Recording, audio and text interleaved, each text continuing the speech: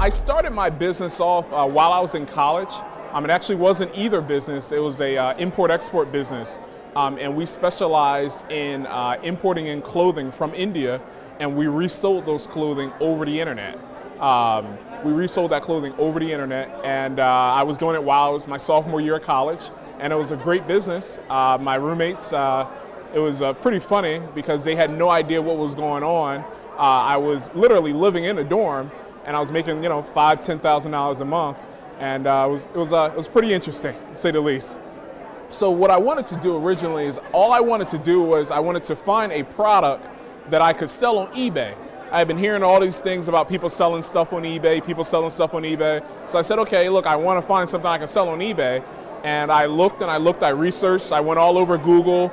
I went onto some of the exporter sites like Alibaba.com and different things like that. And I began to find suppliers and distributors of different items that I could sell. And instead of selling on eBay, I actually became a wholesaler myself. I became like a middleman.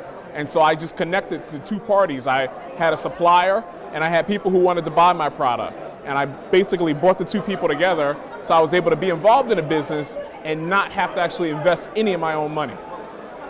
So in a nutshell, if I had somebody who wanted to buy, say, 1,000 widgets, I would then find somebody who was selling 1,000 widgets at a wholesale price, and I would kind of make the cut in the middle, if you will. What I would do is I advertise on the internet. I use mainly a lot of different free websites and things like that, and I just Google search looking for free advertisement. Nowadays we didn't have it back then, but you can advertise on Craigslist and things like that. I also looked on eBay, and I found people who were selling the products that I knew that I could get at a good price. And so I would contact them and say, hey, look, I know you're already selling. One of the items we used to deal a lot in was clothing. And so I would say, look, we already have these shirts and we can sell them to you at this price. Is that a good price for you? And when it was a match. And we would just put the two together and we would make our money. Initially, you just kind of have to try things out and try to figure out what works best for you. What I always try to do is look at whatever competition that's out there and say, okay, what is my competition doing? Where are they advertising? Where are they posting information at? What are they selling prices, their products for and things like that. And then whoever I felt was amongst my best competition, I would try my best to emulate them because there's a principle that says that success leaves clues. So somebody who's being successful, I just want to follow the clues, and I want to look at the clues and say, okay, look, they're doing this, they're doing this, they're doing this, and say, okay, look, that's what I'm going to do. That's what I'm going to, and I mean, it would be bad. I would stalk these guys. I mean, I would want to see every little thing that they're doing so that I can do my best to try to emulate that and make it a part of my business.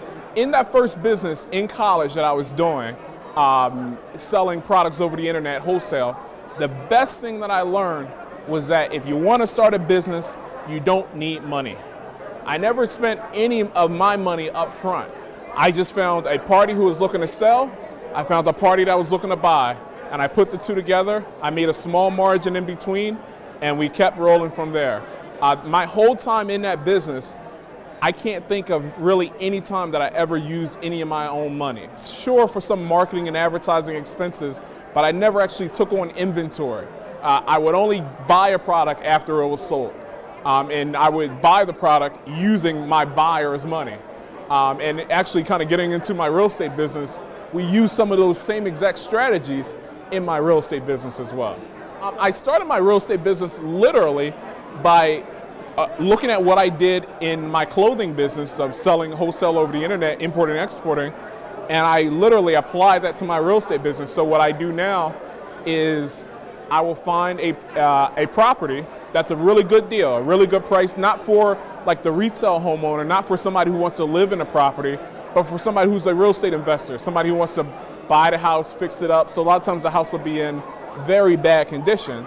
And so we'll find somebody who has a property that's in bad condition, and then we'll find somebody who's looking to buy fixer-uppers. Because maybe that's their business. They're like contractors, or they're like these people on these flip this home, shows and things like that.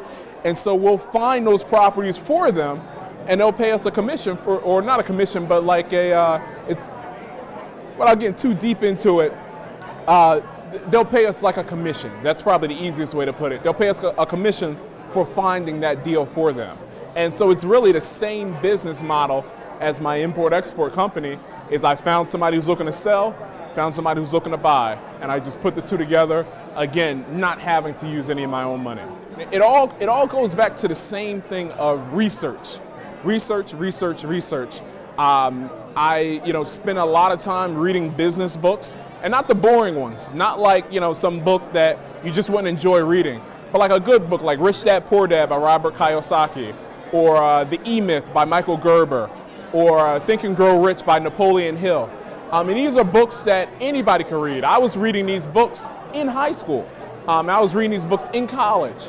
And those books, kind of gave me some of the ideas and gave me the motivation to know that I could figure business out. And so in a nutshell, the way that I'm able to do this is purely by education, but not your traditional education. I have a degree in finance. I've never used it. I've never had a job before in my life. All I've done is just business.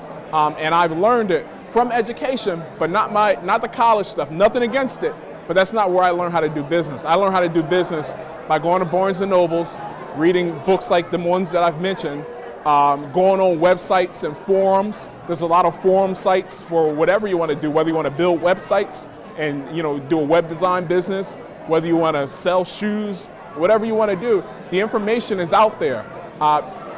Business nowadays isn't that much about money.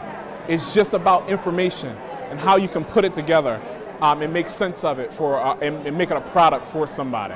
And so that's essentially what I do is I find two parties, a party that wants something, a party that wants to sell something, and I figure out a way to put them together.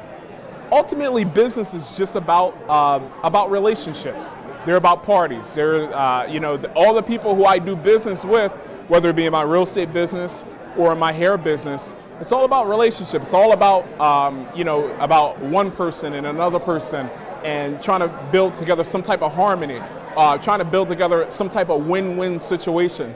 So coming to events like this, it enables me to meet more and more people.